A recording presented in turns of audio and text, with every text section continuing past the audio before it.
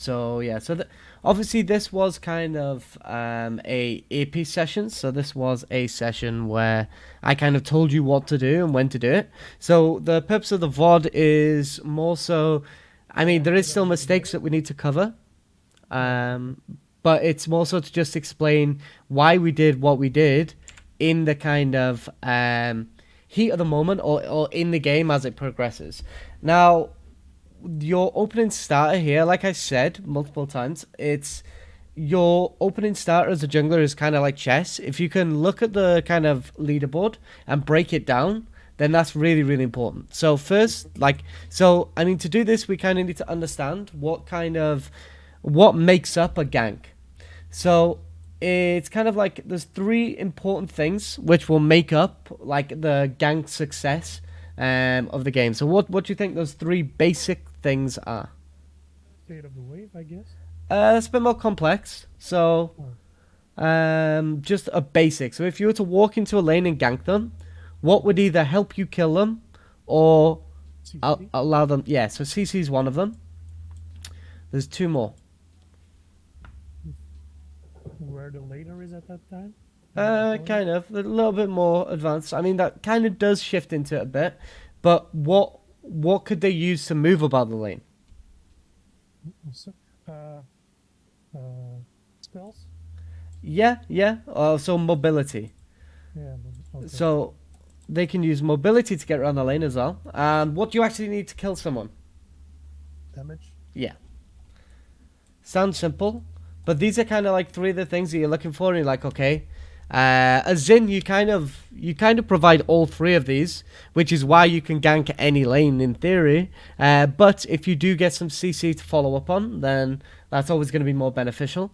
Now, the more important thing is that because they picked Lilia, they've kind of trapped themselves in this comp where they've got a Twitch Lulu bot, but they've got a Set into Mundo top. Now, Set is a champion that's very aggressive early game, can do a massive amount of damage, and also has a huge amount of true damage built into his kit. So he's going to get massive pressure top, which means the Lilia won't have prio to go to top skull. So all of a sudden, she can't go top. So she needs to now go to bot lane, which she has a Twitch Lulu. If she gets them ahead, Twitch is pretty strong in the early game. Especially if he goes AP. I don't know if he did here, but he's pretty strong in the early game, and Lulu just enables him later on, and he's really good.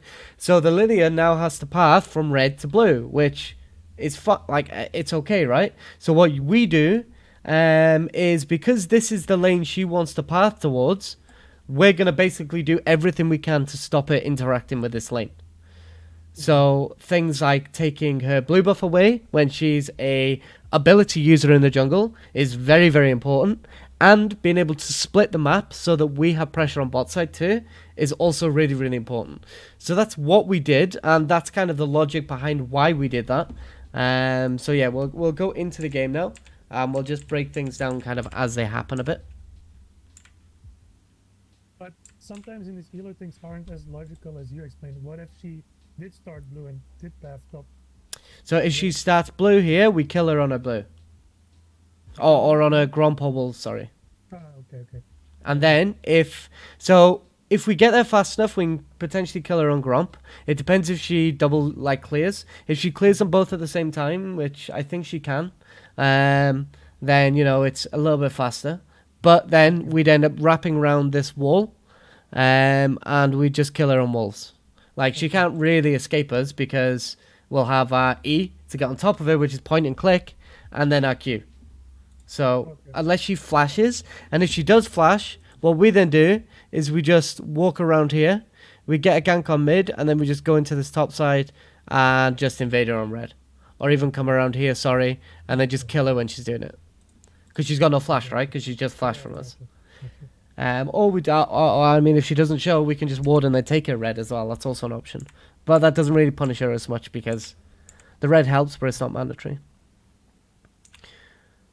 Yeah, so this is fine.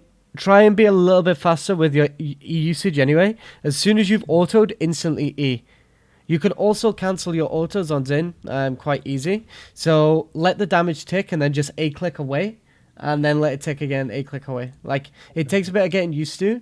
And if your ping changes, it does damage you a little bit, but it makes your kind of damage output so much higher. Okay. So yeah. So right here, we did actually see that the Mundo did leash for her. So what do you think we should have been doing right now? Where should we be looking right now?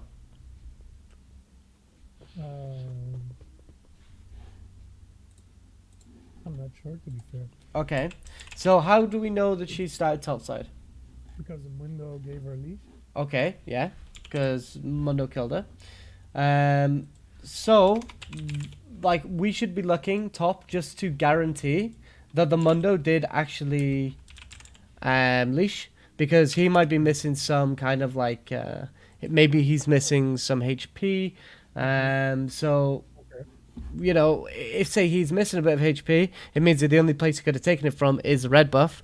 Otherwise, maybe he fake leashed. Maybe he didn't actually go. So having a quick look over top lane as soon as you see them come. Also, if it's a mana user too, sometimes they'll have used their mana, and that's how you know too. Same with bot lane. If you look at Lulu, you see if you use mana, and yeah. We're coming in here anyway. One thing with this ward though, put it actually over the wall like here, because then if she kites her walls down to here, which she should do, you'll see her early and then you can actually just jump on her there. And then this one, it doesn't really spot her until she comes around this corner, so Yeah. it just doesn't provide as much value. But like I said, we can kill her easy. Since her blue's up and she started top, we just take the blue first usually, just because it's more detrimental if she loses a blue than if she loses a Gromp, Okay. because the blue is so important. So, and then we take Gromp here because Gromp gives us level 3. You also want to kind of try and learn kind of like basic level 3 routes. They'll help a lot. Some of them, there's this one we did, this. There's also this, and then this, and then maybe a top gank. If you want to say gank top early. You could also just go as well this, if the top laner, you know, isn't going to be in a gankable position early, and then maybe gank mid. So these opening routes are like really important, because they teach you a lot about kind of what camps you can get level 3 on, etc, etc. Like the amount of times I've reviewed people's games in like lower elos, and they don't even get level 3 of 3 camps when they're playing like early game junglers is unbelievable. It's a surprise. Right now, so this also depends on how aware you are of the map, because this was the reason we actually managed to do this was because of information that we received earlier. So 249. So it was here. So let me just find where it happened. Okay, so watch. I'm gonna play about 5 to 10 seconds of this clip, and tell me what really useful information we get out of this.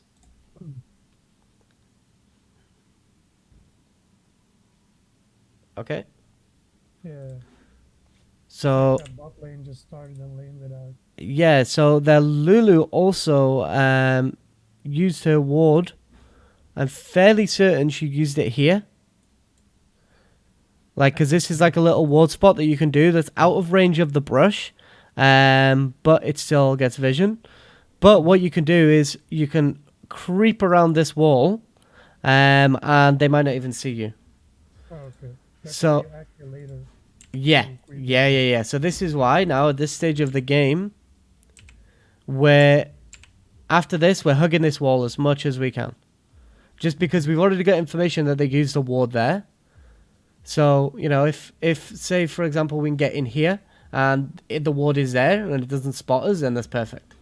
Mm-hmm. And I think that is what happened because they didn't. So yeah, so this is another big thing as well. So the way you are currently viewing what your abilities actually do is slightly off and is putting you in kind of some odd positions. Yeah. Yeah, so right here, we're coming into a lane from behind them. So what we should actually do with this gank is hug this wall like this, get around the back of them, and then walk into them and then just Q. So Q 3 times, knock them up, and then when they're knocked up, use your W. Because then it means that you guarantee to hit the middle part of your W, which does more damage, and then you've guaranteed to mark them. So even if she flashes away, you just E directly on top of her and she dies. We've got red buff, so she's slow. So if we approach ganks like this, it's impossible to get away from. Like, so how you approach these ganks on Xin is really, really important. Because see, what we kind of do here, we walk straight down to this point. We then stumble here because we're aiming our W. We do land our W, but we would have been able to just ear from here anyway. And then, obviously, Twitch gets away as well, which is fine. But so we get nice first blood. So, and then here, yeah. So this is another thing. You're playing Xin Zhao, one of the highest damage dealers in the game. Now, unless the enemy has, I mean early game, you know, unless the enemy also has like ridiculously powerful early game bot lane, like say for example they have Lucian Braum here, renowned for being a strong early game bot lane, and this Lilia comes up, we just kill, like we then maybe have to leave because the bot lane is so strong. But where they've got a Twitch who can be strong in the early game, but is very susceptible to dying instantly, we can just fight. Okay. And then yeah, here like we flashed on top of her when she was already burning, since we had red buff.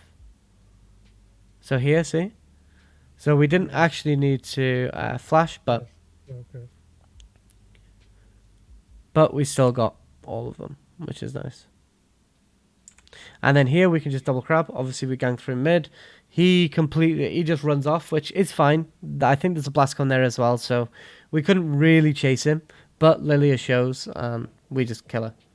Again, see, she was in E range. So yeah, so it's kind of like a really common thing with you playing Xin, which I mean these things happen. Like Xin Zhao's kit's simple, but there's so many different usages for abilities in what order, stuff like that. It's actually a bit more complicated than it seems. So yeah, so now our goal is to just clear out our camps. Now, what do you think the advantage to this is as well? So we cleared 2 of her camps in her jungle, and we got our red. And then we also cleared our camps parallel to her bot side camp. So what do you think that means for you? I'm up in levels and I dictate camps she gets, I guess. So another thing to think of, to put it in perspective, is you both have 6 camps. Now, if you've just ran in and gained 2 of her camps, you're now on 8. But how many camps can she get from this? I'm sorry. So you went in. So you both have 6 camps on each side of your jungle. So red and blue, we'll just say that. So I did it the wrong way, to be honest. So you just went in on blue and took 2 of her camps. So now you have 8 camps. But how many camps is she left with? 4. Yeah, exactly. Now, the significance of this is that we've now doubled our CS on her. So this is why, even if you can invade and get 1 camp, it's super important. Because if you can play the enemy jungler early game and just get a camp advantage, you're double her CS. When she's playing Lilia as well, a champion that needs a blue buff, a champion that just full clears the jungle, she ends up in a very bad position where it's just so difficult for her to come back into the game. So her game is already over. Now, obviously, if I weren't saying what to do at what times, maybe she could come back. But if we learn Xin properly and we know exactly what to do with our leads, like we did in this game, as you saw, there was very little chance for them to come back, like at all. So yeah, so you don't really need boots as much. Eclipse is amazing if you can get it early. So that's kind of just your goal. We do get a W on him here. So this is one of them situations where W is good. Because it's like we're never going to get an E range, so we may as well get a W. So one thing here, though, is you don't cancel your autos. So what you can do to get used to it is, let's say, for example, this is you, that's him. What you want to be doing is you want to click here and then auto him. As soon as your auto damage has gone out, click here instantly and then click him again. Or you can A-click, but it's a little bit more difficult. But yeah, so what you do then is, as soon as you see your damage come through, you walk, and then you put your damage again, you walk, and it basically cancels a little bit of the animation. Okay. And then, yeah. Here, there's nothing she can do. So again, E range, but yeah. I mean, but this is the thing. Like, I know we're kind of repeating it over and over, but it's kind of a way of, just going, okay, well, it's like a reminder, So in your head, you remember, okay, I'm using this combo wrong, and then it's easier to actually rectify the kind of mistake like that. So yeah, so now we get this, which is good. So we could have just smited this away as well. But yeah, walk in a jungle, spot camps. So when you go into the jungle, try and avoid popping this.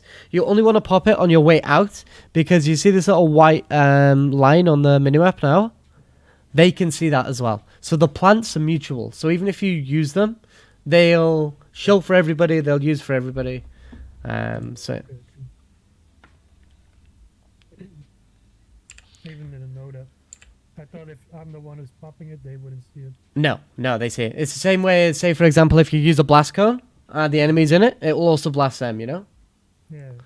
It's kind of like the not their enemies, basically, for both teams. So a mutual enemy.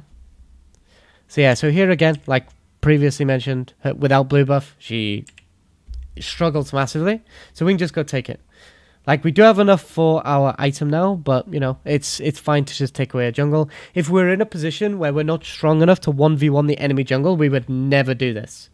But she can't do anything. So even if her laners come, we still kill, because we've got ult now, which means, like, your ult flash is a deadly combo on Xin, because you can take completely suicidal plays, and as soon as it starts going wrong, you just ult and then flash out of their range. They can't do anything. Especially when they've got long range like Twitch, you'll rely on ulting you. Like, if Twitch starts a fight, you can actually just ult, and that's a good use of your ultimate, because his ultimate is gone. So see how much easier this was? Where we kind of just eat first. And then, nice double. So the question is, if I hadn't told you to, would you have dove this? Probably not. Okay, so this is something to look out for. So this is where you do want to kind of use your F keys a little bit more. But yeah, they've got two squishy bot laners. They're both level 5. Kaiser's got level 6. Galio's not yet. So I think Galio gets 6 soon, right? Yeah, No. I'd just be afraid of the CC from Lulu to dive, just to be fair. Yeah, but I mean, the thing is, she's only got one form of CC for you right now that's going to actually change anything, and that's her polymorph, which isn't really going to do that much. So if she had ultimate, it would be a little bit more risky, but that's one of the reasons why we did it, because she didn't have ultimate yet, so it's an easy kill. And also because of how this wave is, the wave is actually pushing in. So, whenever there's a pushing wave, think, okay, can we dive? If the answer is yes, just try it. Like, it sounds counterintuitive. Just try it every time. If it goes wrong, just evaluate why it went wrong. Okay. Like, it's not going to completely end the game. Like, okay, it could kind of, if you've got a big bounty, it could be a little bit rough, but it shouldn't matter in these elos where people don't really close games out properly anyway. So, and if you learn, okay, well, I can't dive an Alistair because it's Alistair, then in the future, when you see an Alistair, you'll be like, oh, well, that ADC's got no HP, but it's Alistair, so it's too greedy and I won't go for it. So it's kind of like you have to learn from mistakes that you make. Otherwise, you don't really improve. It's kind of like anything in life. So Shane Galio did die here, but we do want to just get this pushed in. And then, claim some of these plates. Why not? Like, we're a bigger carry than Kaiser right now. And see, within 10 minutes, we've been involved with 7 kills. And that's 7 of the overall 10. Yeah. So it's like, this is kind of where Xin shines, is just completely taking over the game pre-15 minutes. And, like, another reason why it's good is because you'll tilt them off the face of the earth. They'll just get so tilted that you've interacted with their lane at 2 minutes 40, or they'll get tilted that you've ganked them a few times, or what you could do is kill them. So what you can do sometimes is kill them, go and take, say, a crab, and in this elo, they'll TP back. So then you just go up and you kill them again. And then you can be even more tilting. You can go and, say, take these krugs, sit in this brush, and then jump on them when they're in this area and kill them again. Yeah. Like, the amount of times I've done this and just shut a top laner out of the game entirely is unreal. Like, especially when kind of in lower elos. Because top laners will just mental boom. Like, so easy. It's unreal. Because in theory, they can't play the game. So even though they might have a great matchup, it doesn't matter because they can't play. This is also quite good information as well, because one of the most broken ADCs in the game right now is Ezreal, and you can't really gank an Ezreal Yeah. if he's on your team or the enemies. I mean, if he's on your team and he's got like a Nautilus or a Leona, maybe, but you're ganking for the Leona or the Nautilus, not for the Ezreal. But yeah, so if you've got Ezbot, you just go and instead just focus on top lane. Right, so now we take the camps, great. So yeah, so this is also going to come down to just learning how to track jungle, which is difficult, but you do also kind of have to use process of elimination. So earlier into the game, we were in this bottom side of the jungle. We checked it. Nothing was spawned but the blue buff. We took the blue and then we reset, right? Now, the only place she could have been, because we walked in this bottom side of the jungle, is either in, say, top lane or mid lane or in her top side jungle. Which means, because we know this is spawned and her top side is down, she'll only either be on Gromp or Wolves. So you take away her Gromp before she can get here, and then you just go and kill her on Wolves. So it's kind of like you take away their camps and you enter their jungle so often that you know exactly where they are. Yeah, okay. And then here, be careful with FK in there just because we knew she was here, but yeah. So we could have actually just W'd there as well, but I mean, it was a safe flash. But here, we have to just fight instantly. We kind of hesitated a little bit because our camera was a bit off. So yeah. And then here, this is fine. Also, though, if you would have smited him, it's 20% reduced damage. Yeah. And true damage as well, which is really nice.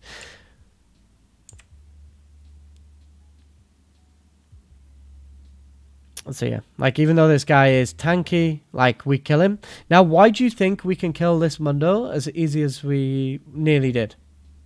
Because we're fed and have numbers advantage. Okay. Yeah, actually, it doesn't even apply yet. So it doesn't even matter yet. It doesn't apply what I was talking about. So I didn't even realize you haven't even finished a second item yet. So, I mean, one of the reasons why we can also deal with Mundo at kind of this stage of the game is because as soon as we back and spend, we get more legendary items, which actually gives us percentage armor pen out of our Eclipse. So Eclipse basically is like an early game lethality item that does still allow you to deal with tanks in kind of like the mid game. Late game, you still can't really because they've just got so much HP.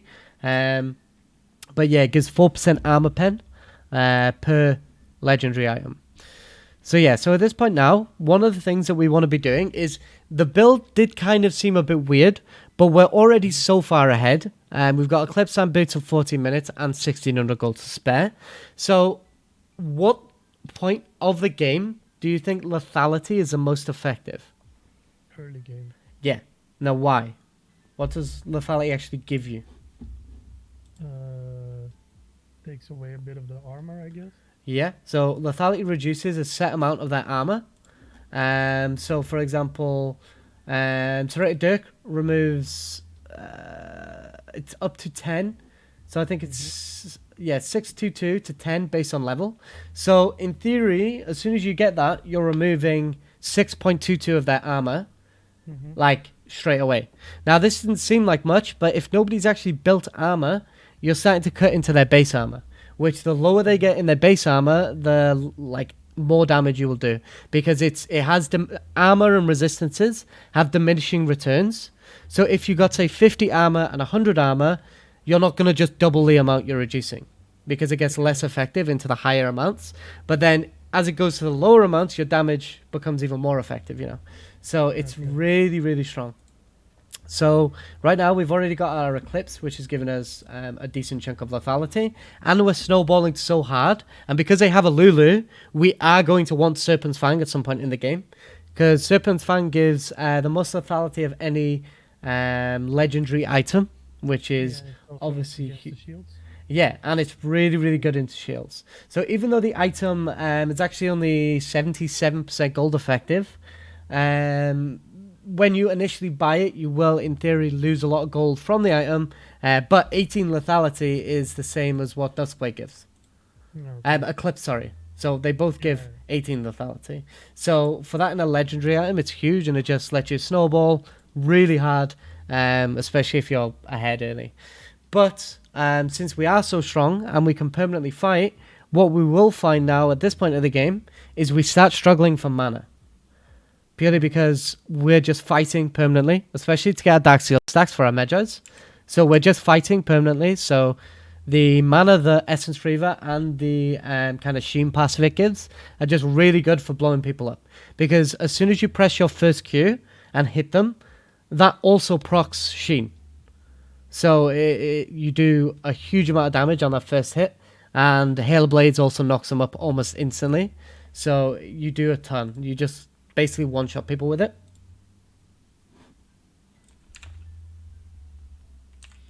So yeah, so I think this was the first moment where you realised how strong you were, where we were just telling you to fight. Because, as you can see, you just rip them apart. Now, yeah, can you see now we're actually in the replay, the mistake here? Yeah. So the Mundo will do damage, but nowhere near as much as Yone. So we kill Lulu because she's going to protect them. So it's kind of like kill the Enchanter. The order you want to go is kind of kill the Enchanter, then kill the damage dealer, and then kill the tank. Okay. And this is kind of just a good overall kind of thing to stick by when you're playing someone like Xin, because, you know, if you can't burst the damage dealer because the Enchanter's healing them, then they have to be dealt with, which we did. And then the Yone came. We W'd is a bit wasteful, and then we EQ'd the Mundo instead of just normally hitting the Yone. And we still kill the Yone, but because of how long we were trying to fight him, the Mundo kills us. I mean, he did so much damage there, I'm not going to lie, but yeah, so we get Sheen and Coalfields. We already had enough money to back anyway, so it's not the end of the world. We did give, I think, 1k bounty, but we're so ahead, it doesn't matter. So this point where we got in here. Okay. So yeah, now the blue buff's respawning, and we just want to go and clear our camps, because, you know, there's not much else to do. Now the thing is here, now this might seem greedy, but why do you think after we took all of her camps, we went and cleared our camps even though we have 2,000 gold?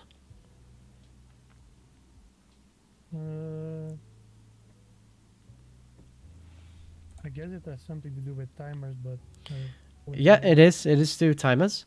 So right now, what on the map do you have to play for?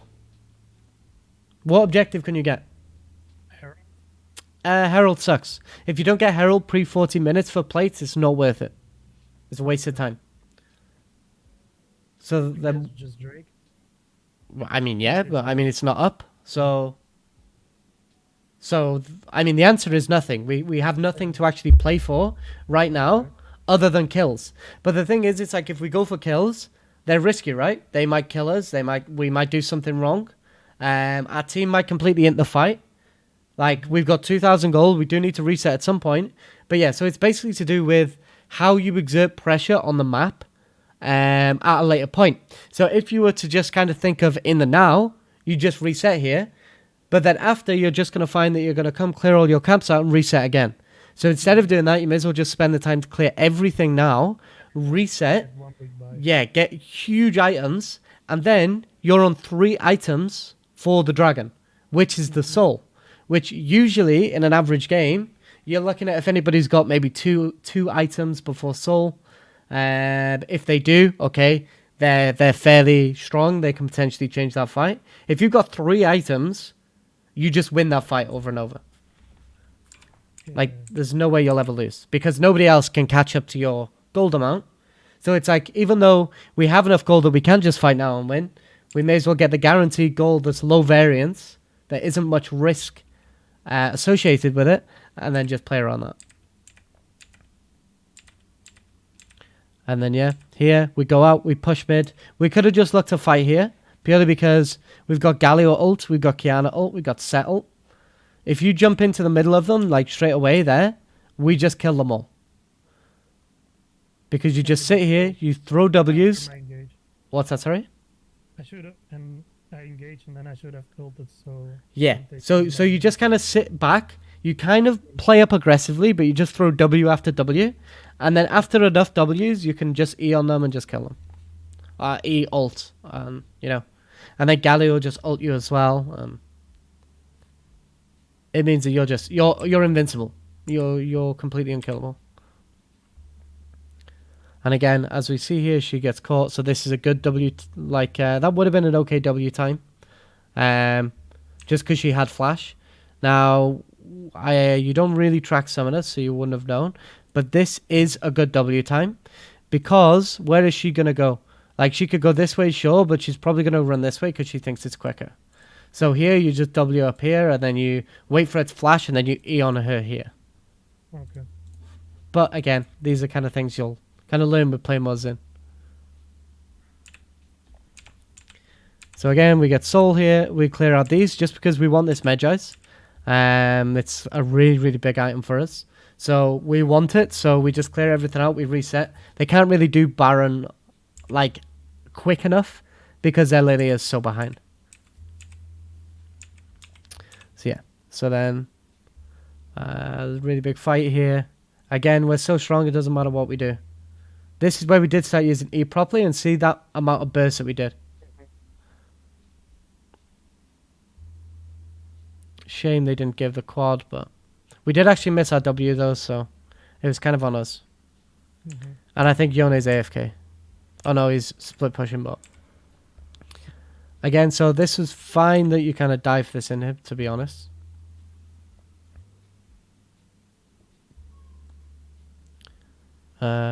Oh no, you didn't get the inhib, right? Okay. I was thinking of a different time. So this one was a little bit unfortunate.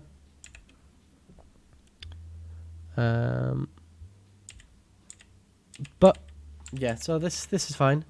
So, and then yeah, we can just solo Baron. Like, another thing with your itemization at this point, you just want to get as much gold into one item slot as you can. Like, and you are snowballing, so GA is good on you. Like, you can only go GA if snowballing though, because the item kind of sucks.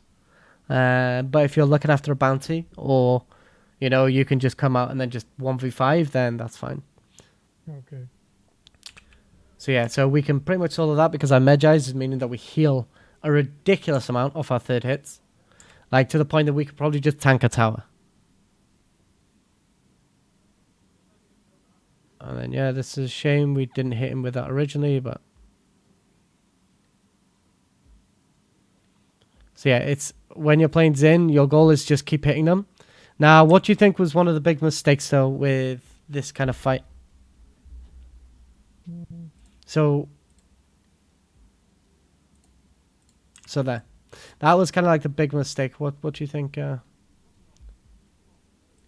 Okay, so this was good. This was good as well. We did actually land a W on her. Now, what do you think is a mistake here?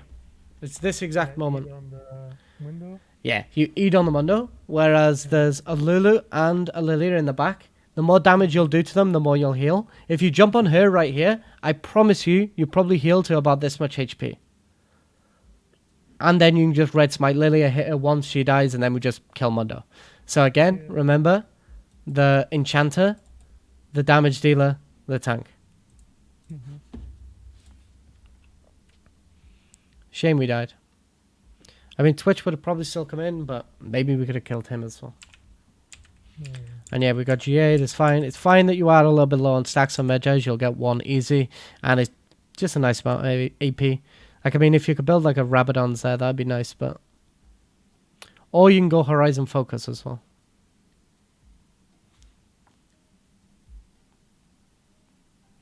Okay, so there's the wondrous R flash combo, and then yeah, see, like we just completely melt them.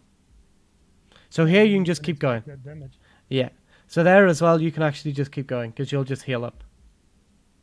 But yeah, this is in. So a lot of this game as well, we didn't really interact with fights as much.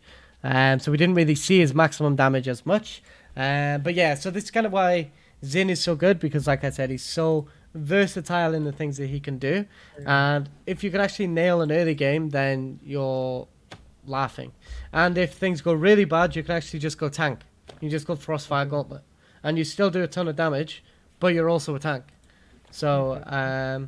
so yeah, so that was it. Did you have any kind of questions or anything about anything we covered, or No, I think you is were that good? very clear, and I did get the information I needed out of it. Yeah. So I'll also I'll stop this VOD now, but I'll upload this to YouTube straight away, Sure. and you can just watch back over it at any point. All right. Thanks, man. Right, no problem. I'll speak to you again soon. Good luck with your games. Yeah. I See catch you in you. a bit, man. Bye.